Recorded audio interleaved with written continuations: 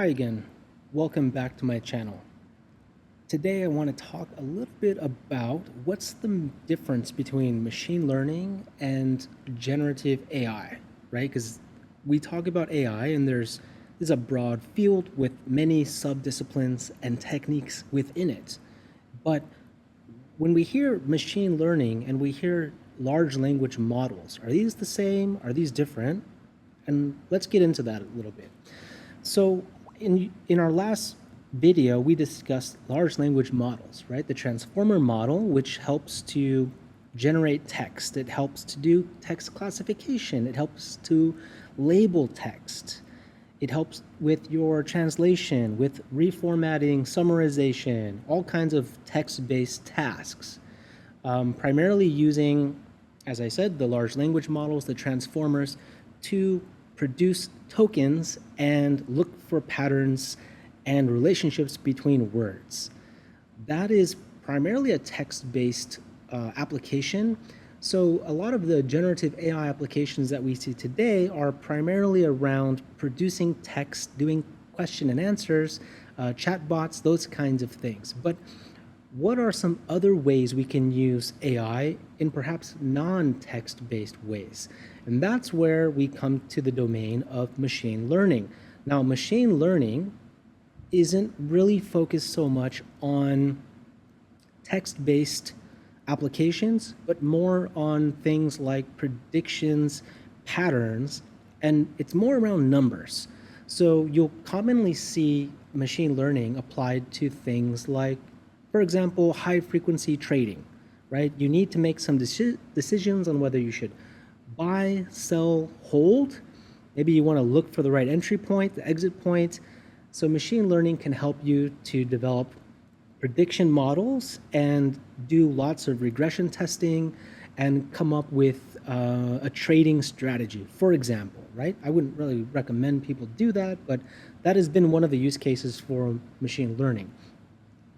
Another very common use case for machine learning is in robotics. So if you think about the home robot, the Roomba, right? Those vacuum cleaners that travel around your floor, they map all of your furniture, they map all of the available surface area, and they keep track of the areas that it has cleaned and what it hasn't cleaned yet. And over time, after many iterations, it gets a good sense of how your apartment, house, condo is laid out. And it can remember whether or not it's actually cleaned a certain area. And it does this by using a form of machine learning called reinforcement learning. So here's an example of what that could look like visualized. What I've done here is I've created a simple pathfinding machine learning algorithm using a reinforcement learning technique called Q-learning. Very simply, you mostly use this kind of technique where there's a very clear action space. So you typically think about it like a grid, a board game, for example. The floor apartment layout is another good example. So you're thinking about it in terms of either a 2D or even a 3D grid. And at each point along those grid, or at each place in that board, the machine or the agent can choose to take an action. So in a simple way, you could think of it like going forward, backwards, left, or right. If we're talking about 3 dimensions, then we're going to get into the six degrees of movement, because now we also have altitude, right? We can go higher and lower. And I've actually added in some obstacles here just so that it could simulate, for example, furniture, right? So if you're programming a Roomba to clean your floor area, it has to account for obstacles, areas that it can't go through, it can't pass through, because there's a chair there, there's a table there, so forth and so on. So we also give it other parameters, like, for example, how quickly it learns, whether or not how it decides to explore new paths versus stay on paths that it has already learned from, and how do we give it essentially points. We effectively, with machine learning, we give it points. We give it a score that it can keep track of. And the idea is you want to give it points for taking correct actions or the most efficient actions to its goal, right? So again, for the example of using it for high frequency trading or even a portfolio construction, you would essentially give it a grid or maybe like a fixed number of stocks in your portfolio, and you would have it analyze all the incoming possibilities, all the other potential stocks that it could choose from, and you could create an algorithm that allows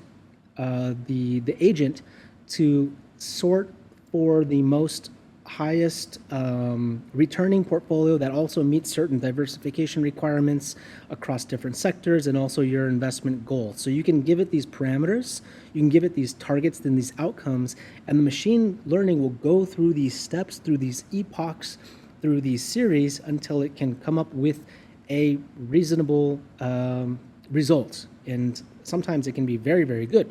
So for example, what I've done here is I've defined a 3x3 grid. I've given it 6 degrees of freedom. I've positioned an obstacle there right in the middle. And I'm asking the model, the agent, I should say, to go through and figure out the optimal path to the goal, from the starting point to the goal.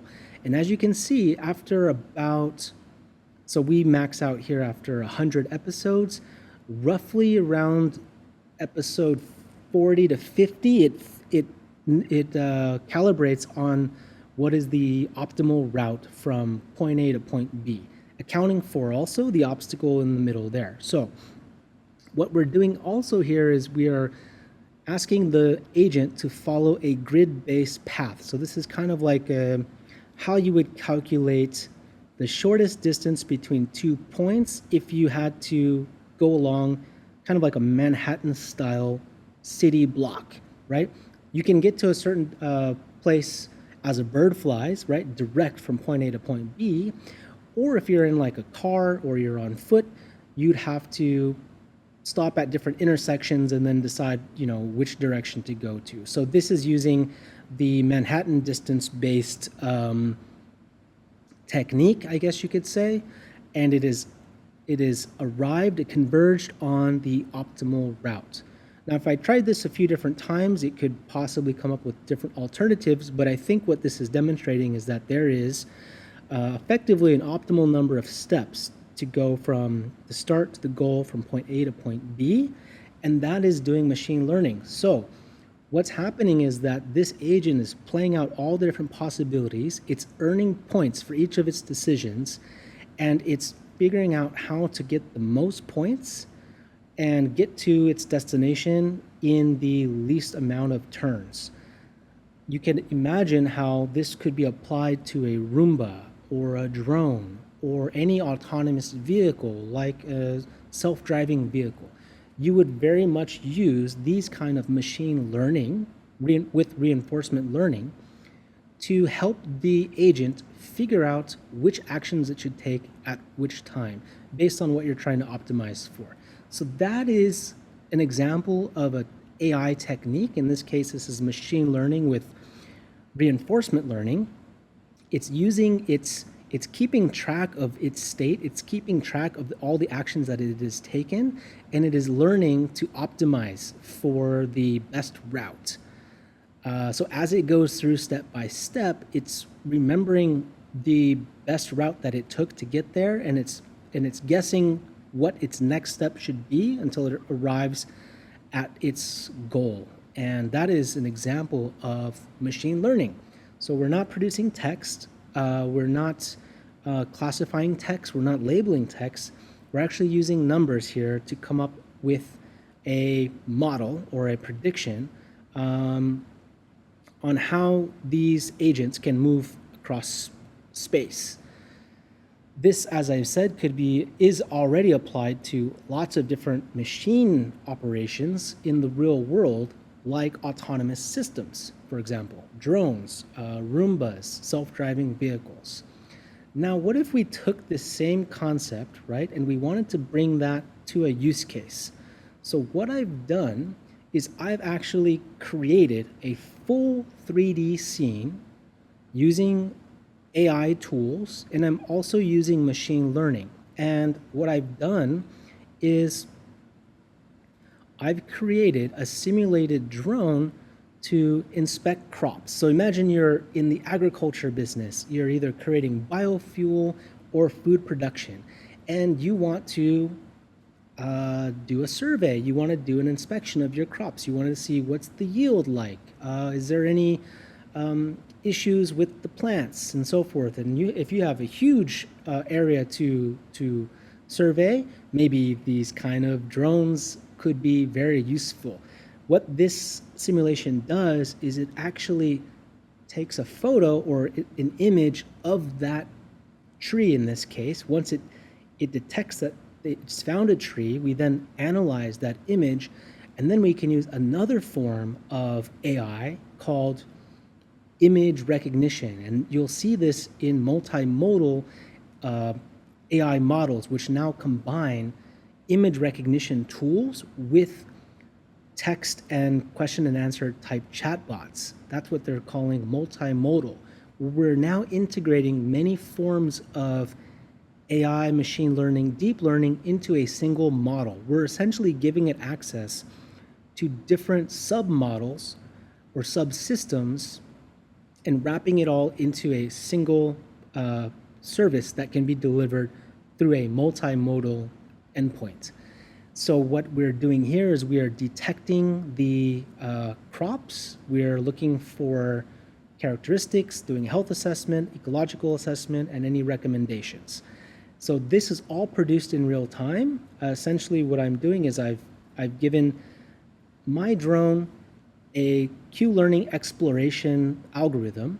It is designed to, it doesn't know exactly where all the objects in the scene are. It's doing some exploration, and it is trying to find the trees. And once it finds the trees, it can then analyze an image of that tree. And you can imagine how you can create a tool like this to help with those kind of agricultural, biofuel, food production type tasks, which are, a big part of the global economy.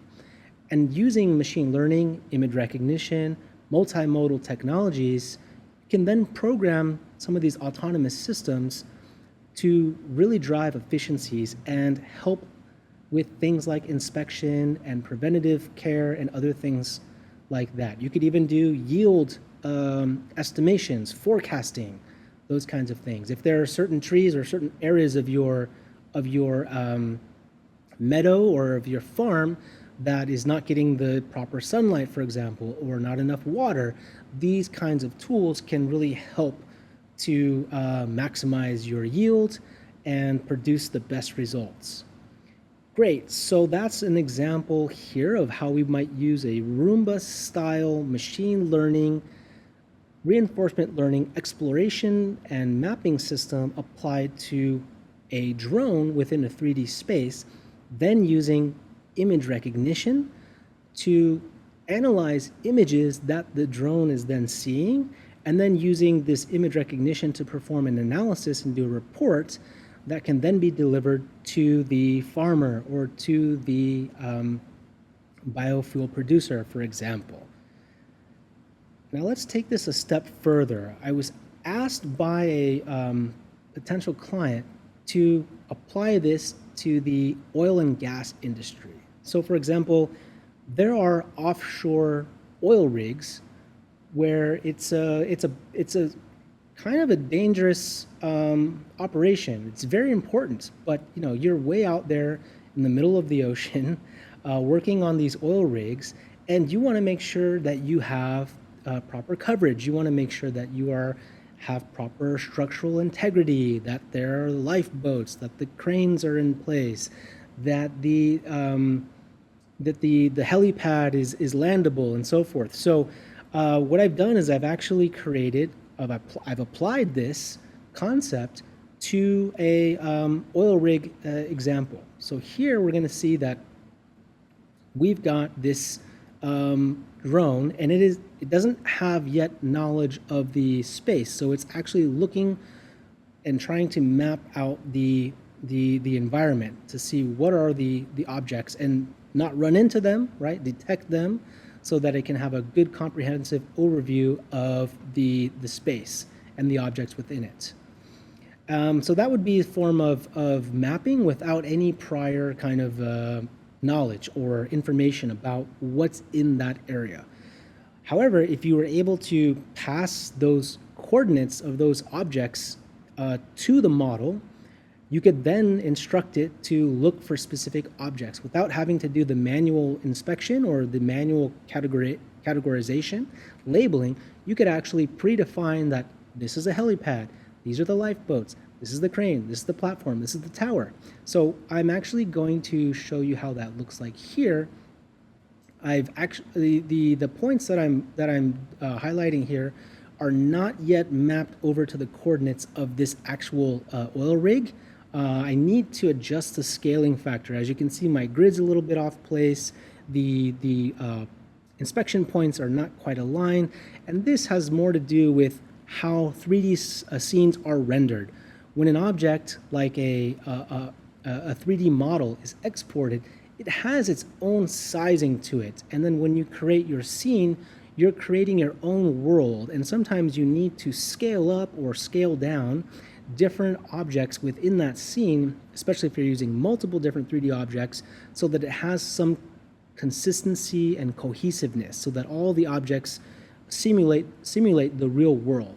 So there's a lot that goes into producing these kinds of things. So you're going to have things like physics engines, and flight dynamics, right? You're going to have your drone orientation, the pitch, the yaw, the tilting, the banking.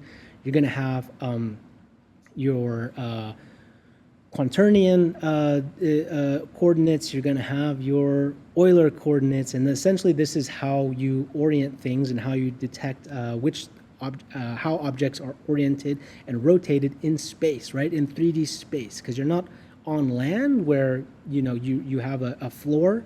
Now you're in space, so there's no real reference point. What's up, what's down, right? When you're in space, it's a bit unknown because you don't have that gravity if you are floating completely in space. What's up, what's down? How do we orient ourselves? How do we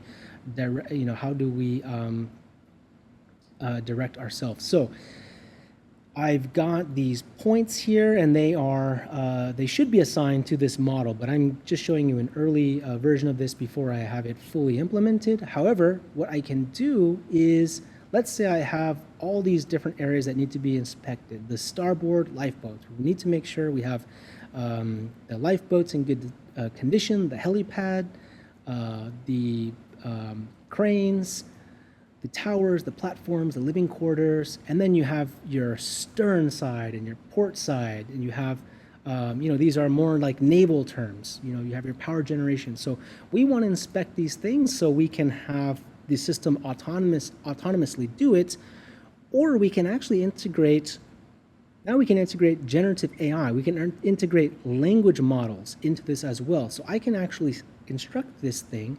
Okay, yes, now let's try it again. Let's go to the portside lifeboat, click that, boom, there it goes. It now moved to that location as defined in 3D space. Again, these coordinates need to be mapped to that actual oil rig object, but right now it's kind of scaled out a little bit. We need to scale it down and actually move those coordinates to perfectly fit that object, right? But I've actually done that. And the drone can actually chat with me, or the agent, the AI powering that drone can actually, that quadcopter can tell me what it's doing, and I can actually ask it to go and do different things. Like, let's say go to the main platform, and there it goes, right? Once it's there, we can then have it do follow-up tasks like do an inspection, and you can see here that it says that I will adjust there, and once there we can do a visual inspection. So I'll say go ahead and inspect the main platform. And it says moving to inspect the main platform, the drone will perform. It says I will move to the main platform for inspection. During the inspection, we will be looking for any signs of corrosion, structural damage, or leaks. We will also check safety equipment like handrails, walkways, and emergency escape routes, ensuring they are in good condition and unobstructed. Safety is paramount, so maintain a safe distance from any potential hazards. So that's its sort of chain of thought. That's its plan of action as we tell it to move to those different locations. So it's already at that main platform. I would just need to integrate the vision-based logic into this demo, like I've done for the agricultural one. But we can see that we can actually issue it these different commands. Go to the BOP stack. There it goes, the BOP stack. Okay, I will move the drone to the BOP stack. Use the command move to BOP stack. Upon arrival, we will initiate a visual inspection focusing on hydraulic connections, wellhead connectors, and the integrity of the sealing elements. Remember to maintain a safe distance and be aware of any potential pressure releases. So these are, this is going to potentially massively help our men and women who work on these locations like oil rigs, right? We want to maintain great safety. We want to make sure that they have all the support that they need. We want to use technologies to automate this. If we can have this sort of quadcopter flying robot, running, periodically doing these kind of autonomous checks, that's going to help us a lot, because that's extra safety, that's extra coverage that we might not normally have. And this thing can do it automatically, autonomously, and using the latest AI and machine learning and image recognition models, we can become relatively confident of our current state, of where we are in terms of our inspection coverage in our process. This is going to be a huge benefit for massive industries like oil and gas, agriculture, other things that are very human intensive, but where safety is very paramount as well. Lots of machinery, lots of complex operations, huge scale, things that, humans, we need help. We need to rely on different machines, robotics, and systems to really help us do these very, very important works, right? Because there's a lot of people relying on making sure that we have good food supply, we have good energy supply. There are people who are working in sometimes hazardous conditions. We want to do everything that we can to make sure that they're well taken care of, that they're being looked after. So let's say let's test the language model here. So let's say go to the lifeboats. So there it's gone, and it's decided that it's going to the port side lifeboats first, although it also asked me if I mean starboard, stern, or port, because again we're dealing with naval orientation, and so this is terminology that typically you find in ships, boats, right? When we talk about the left side, the right side, the front and the back, we use these different terminologies. The AI understands this. So we can even use our industry-specific technical jargon, and the AI would actually be able to understand that. So it's at the port side, but let's say we wanted to go to the stern side. Stern side lifeboats. Moving to the stern side lifeboats. So there we're running into a bit of an issue. I'll have to investigate why exactly it's choosing this port lifeboats every time. But let's say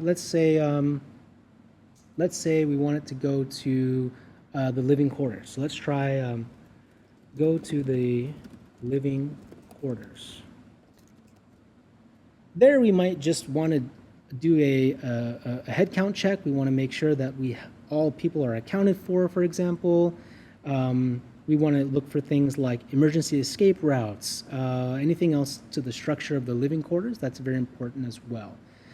So this is just an example here, guys, of how we can combine many different technologies, right, to different industries that we may not think, initially that AI would be a huge benefit to.